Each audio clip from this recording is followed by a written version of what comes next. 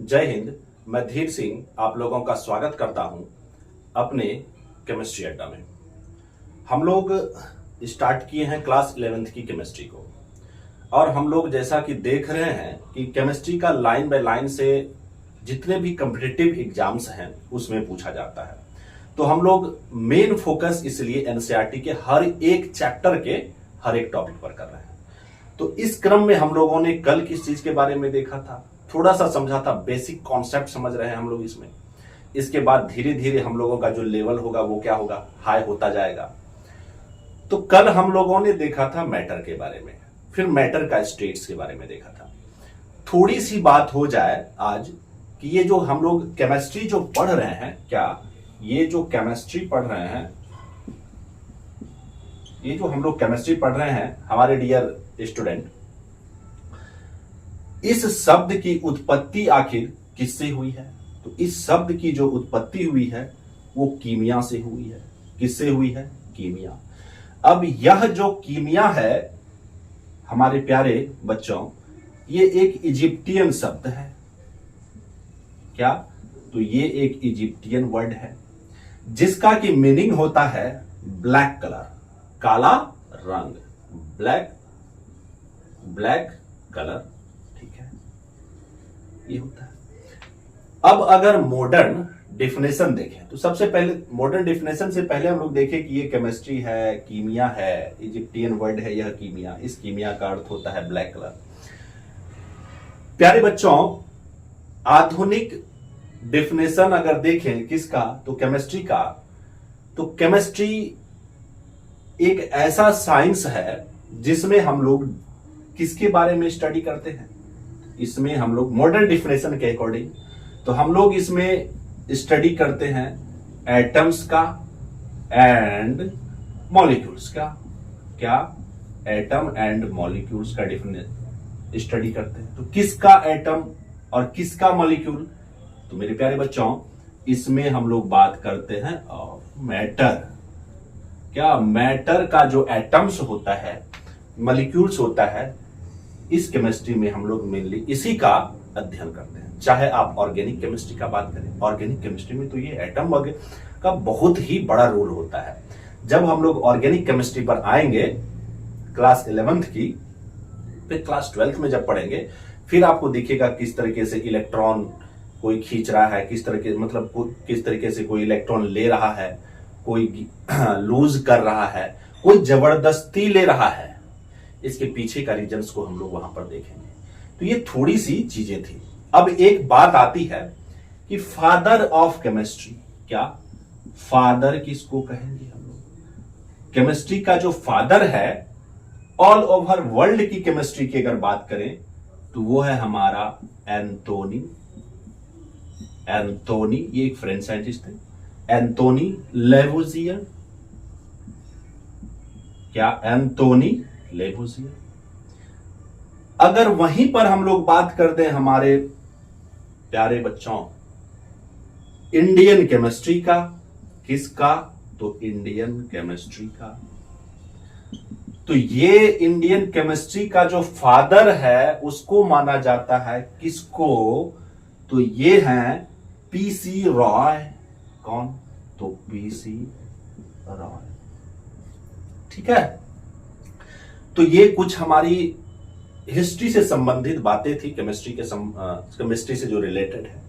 तो आप चाहे तो इसका स्क्रीनशॉट ले ले, और आप मैं जैसे मन तैसे जहां मन तहां लिख रहा हूं, जैसे तैसे गोज गाज के, लेकिन आपको गोज गाज के नहीं लिखना है।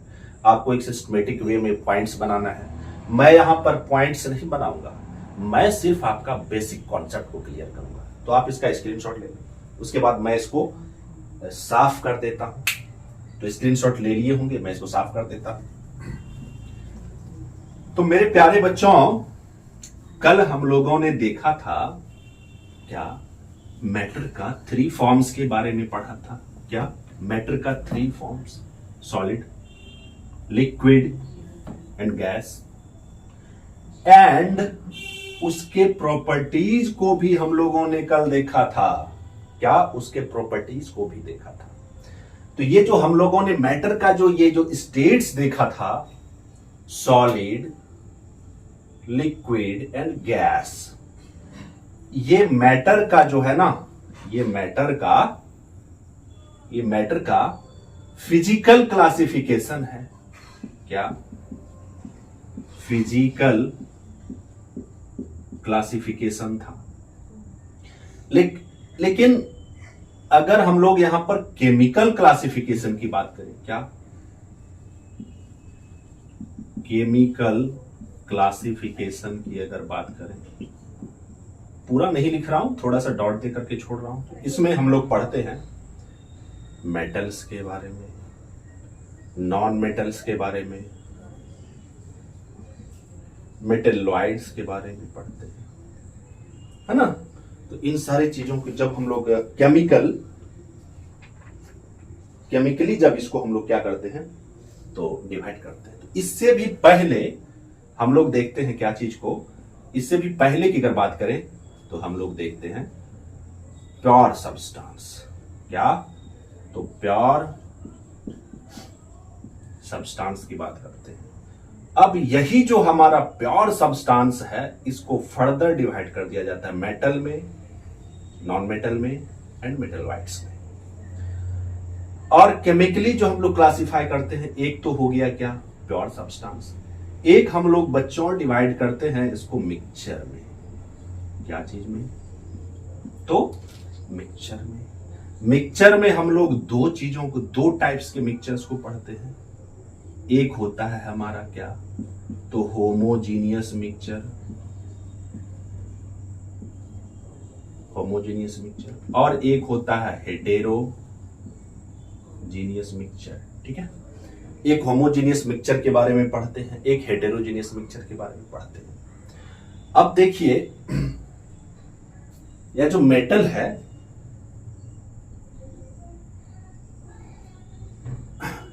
थोड़ा सा मिस्टेक हुआ है कि प्योर सब्सटेंस को सबसे पहले हम लोग डिवाइड जो करते हैं वो किस में?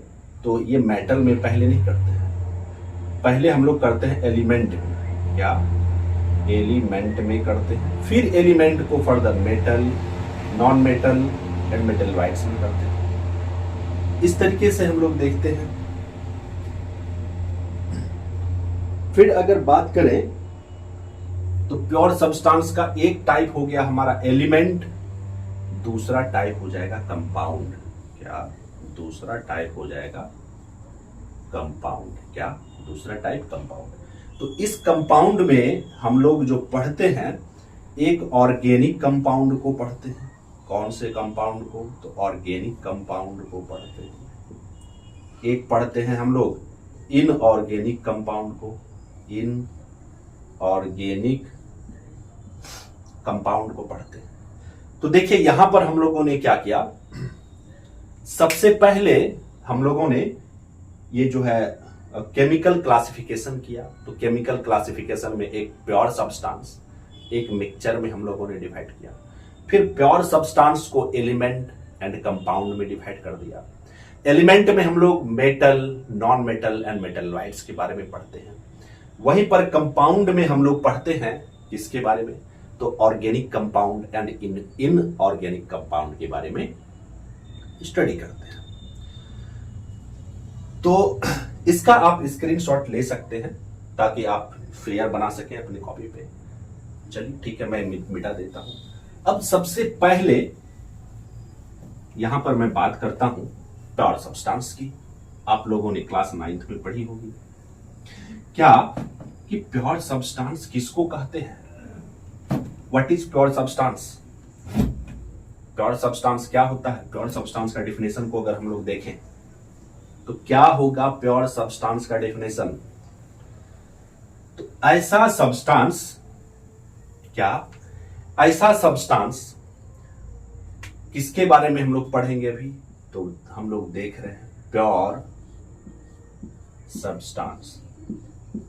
देखिए डिफिनेशन मैं लिखूंगा नहीं, लेकिन डिफिनेशन कैसे बनेगा उसको मैं बता सकता हूं, लेकिन डिफिनेशन नहीं लिखूंगा। सबसे पहली बात, ये सेम टाइप्स, क्या सेम टाइप्स या सेम काइंड के एटम से बना होगा। प्योर सब्सटेंस के बारे में हम लोग यह जानते हैं, बहुत पहले ही ये चीज, इन चीजों को आपने भी पढ़ा होगा कि सेम टाइप का एटम्स है या सेम टाइप्स का मॉलिक्यूल है, या सेम टाइप्स का क्या है, मॉलिक्यूल है, सेम टाइप्स का मॉलिक्यूल है। तो फिर हम लोग जानते हैं कि उसको हम लोग प्योर सब्सटेंस कहते हैं। अब सेम टाइप्स का एटम या सेम टाइप्स का मॉलिक्यूल, चलिए एटम्स तो आप समझ रहे हैं सेम टाइप्स का, जैसे अगर आयरन है तो आयरन के अंदर में सिर्फ और सिर्फ आयरन का ही एटम्स होगा। ऐसा नहीं है कि आयरन के अंदर में क्लोरीन का एटम आ जाएगा, नहीं होगा। आप अगर आयरन का एलिमेंट लेते हैं तो आयरन के एलिमेंट में सिर्फ आयरन का ही एटम्स होगा। थोड़ी सी बात हम लोग कर लेते हैं मॉलिक्यूल का, जैसे ऑक्सीजन, ऑक्सीजन के अंदर में सिर्फ ऑक्सीजन का ही मॉलिक्यूल होगा। अगर मैंने इस तरीके से ऑक्सीजन लिख दिया ओ, तो ये हो गया ऑक्सीजन, ये एलिमेंट को शो कर रहा है। लेकिन अगर मैंने यहां पर O2 लिख दिया तो इसका मतलब हो गया ऑक्सीजन का ये क्या है, तो मॉलिक्यूल है। ऑक्सीजन का क्या है, मॉलिक्यूल है। तो सेम टाइप का एटम्स रहेगा एंड मॉलिक्यूल्स रहेगा, तो उसको हम लोग प्योर सब्सटेंस के नाम से जानेंगे। अब आगे फर्दर हम लोग इसको पढ़ते जाएंगे। थोड़ा सा जो हम लोग यह देख लेंगे, कल हम लोगों ने देखा था एक चीज और, हम लोगों ने यह पढ़ा कि जो फिजिकल क्लासिफिकेशन होता है किसका, मैटर का, उसमें एक होता है सॉलिड, एक होता है लिक्विड, एक होता है गैस, और दो टाइप का होता है जो कि आपके सिलेबस में तो नहीं है, लेकिन मैं इस पर एक सेपरेट वीडियो बनाऊंगा। तो वो दो जो टाइप है, एक है प्लाज्मा, क्या, एक है मेरे प्यारे बच्चों प्लाज्मा, और दूसरा बोस आइंस्टीन कंडेंसेट। इन दोनों पर मैं एक सेपरेट लेक्चर बनाऊंगा और मैं अपलोड कर दूंगा, आप वहां पर देख लेंगे। तो ये चीजें हैं। अब देखिए आगे की तरफ हम लोग बढ़ते हैं। कल हम लोगों ने देखा था सॉलिड, लिक्विड और गैस। आज भी मीन्स आज फिर से हम लोग थोड़ा सा उस पर क्या करेंगे, नजर दौड़ाएंगे। और मैं आप लोगों को यहां पर एक वर्क दूंगा, जस्ट आपको करनी है। आप लिए सॉलिड, ठीक है, आपने लिया सॉलिड, सॉलिड को आपने गर्म कर दिया तो ये बन गया लिक्विड, और फिर फर्दर लिक्विड को भी गर्म कर दिया तो फिर ये बन गया गैस। अब यहां पर बनता है आपका एक, ये हो गया, और यहां पर इस तरीके से फिर ये हो गया, यहां पर इसको इस तरीके से दिखा रहा है, ठीक है, यहां पर इसको इस तरीके से दिखा रहा है। अब फिर ये जो है इस तरीके से जब आया तो इसका नाम क्या होगा, फिर यहां पर इस तरीके से, कहने का मीन्स क्या हुआ, इसको समझने का प्रयास करिए। आप सॉलिड को जब हीट किए तो वो लिक्विड बना, इस प्रोसेस को क्या कहेंगे। फिर लिक्विड को जब हीट किया तो ये गैस बना, इस प्रोसेस को क्या कहेंगे। फिर गैस को जब आपने, गैस को क्या किया, ठंडा किया तो फिर ये लिक्विड बन गया, तो इस प्रोसेस को क्या कहेंगे। फिर लिक्विड को जब आपने और ठंडा किया तो फिर इस प्रोसेस को क्या कहेंगे। ठीक है, तो सबसे पहले जब आप वीडियो को पॉज करें और याद करने का प्रयास करें कि आपने क्लास 9th में इस चीज को पढ़ा होगा। सॉलिड से जब लिक्विड में बदलता है तो इसको हम लोग बोलते हैं मेल्टिंग, क्या, इसको बोलते हैं मेल्टिंग, ठीक है। अब लिक्विड से जब गैस में बदलते हैं तो इसको बोला जाता है वेपोराइजेशन, ठीक है। अब देखिए दो वर्ड मिलता जुलता है, एक होता है वेपोराइजेशन, एक होता है वेपोराइजेशन, एक होता है इवापोरेशन, इवापोरेशन। इन दोनों वर्ड में डिफरेंस है। देखिए क्या डिफरेंस है।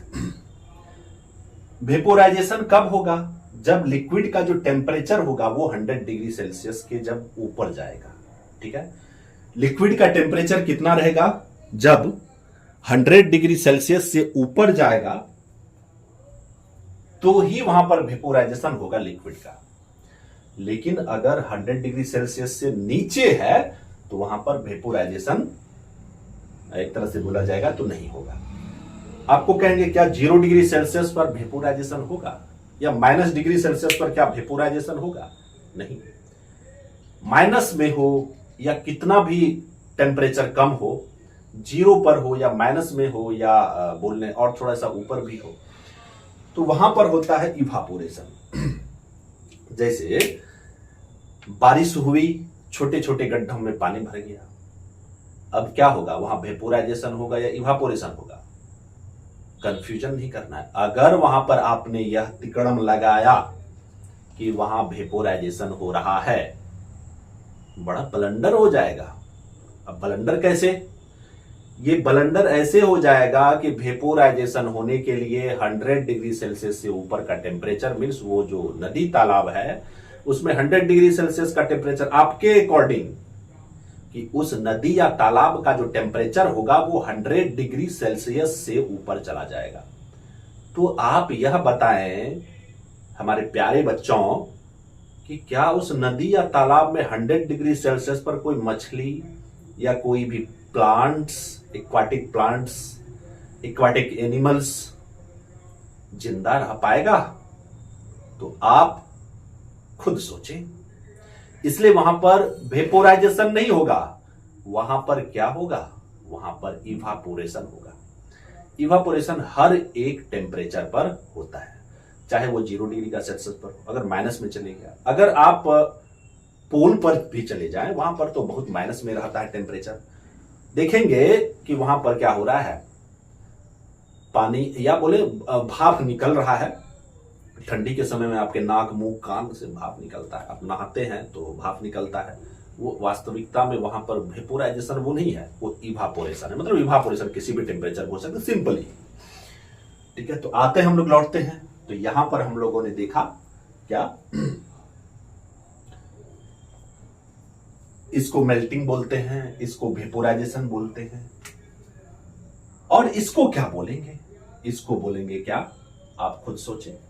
इसको बोलते हैं लिक्विफिकेशन। आप लोगों ने पढ़ा होगा, इसको बोलते हैं लिक्विफिकेशन। ठीक है, फिर यहां से लिक्विड से जो सॉलिड में जब चेंज होगा तो इसको क्या बोलेंगे? सिंपल सा वर्ड है इसके लिए, फ्रीजिंग। क्या? तो फ्रीजिंग। देखिए, केमिस्ट्री में जब कभी लिक्विफिकेशन बोला जाए, फ्रीजिंग बोला जाए, या वेपोराइजेशन बोला जाए, या इवापोरेशन बोला जाए, या मेल्टिंग बोला जाए, तो आपको इसमें कंफ्यूजन नहीं करना है। अब देखिए, यहां पर एक कॉन्सेप्ट है जो कि आपको समझनी चाहिए। जैसे मैंने क्या किया, एक बर्फ के टुकड़े को जो सॉलिड में था उसको जब हीट किया तो वो मेल्ट करके लिक्विड में बदल गया, फिर लिक्विड से वो गैस में बदला। अब जैसे देखेंगे, क्या ऐसा संभव है कि अगर कोई भी ऑब्जेक्ट है, सॉलिड है, अगर कोई ऑब्जेक्ट क्या है, सॉलिड है, उसको हीट करेंगे, वो लिक्विड में ना बदल करके डायरेक्ट गैस में बदल जाए? क्या ऐसा संभव है? आप वीडियो को पॉज करें और याद करें, आपने पढ़ा है। उसको कहते हैं हम लोग क्या? तो सब्लिमेशन। क्या बोलते हैं उसको? तो उससे अगर क्या करें, कोई भी सॉलिड ऑब्जेक्ट है आपके पास में, उस सॉलिड ऑब्जेक्ट को आप क्या करें, गर्म करें, और गर्म करने के बाद लिक्विड में ना बदल करके वो डायरेक्ट किस में बदल जाए, गैस में अगर बदल जाए, तो उसको क्या कहते हैं? सब्लिमेशन कहते हैं ना। याद आया? उसको क्या कहते हैं? सब्लिमेशन कहते हैं। ठीक है, अब सेम आपको अब याद आ गया होगा कि अगर गैस है, उसको आपने ठंडा किया तो वो डायरेक्ट बदल सकता है किसमें? सॉलिड में। तो इसको क्या कहा जाता है? तो इसको कहा जाता है डीसब्लिमेशन। क्या बोलेंगे इसको? तो डीसब्लिमेशन बोलेंगे, या तो इसको डिपोजिशन भी बोला जाता है। क्या? तो डिपोजिशन। तो ये आज का हमारा छोटा सा एक कॉन्सेप्ट था। आप इसको क्या करेंगे, पढ़ेंगे, अपने एनसीईआरटी के बुक थोड़ा कर निकालें। आपको हो सकता है कि क्लास 9 का बुक भी निकालना पड़े, तो आप उसको निकालें। आज मैं अपने वीडियो को यहीं तक रहने दूंगा क्योंकि काफी लंबा वीडियो हो जाएगा। अगले टॉपिक में हम लोग फिर से मिलेंगे। तो आज के लिए बस इतना ही। मिलते हैं अगले टॉपिक के साथ अगले वीडियो में। तब तक के लिए खुश रहें, मस्त रहें, पढ़ते रहें। जय हिंद।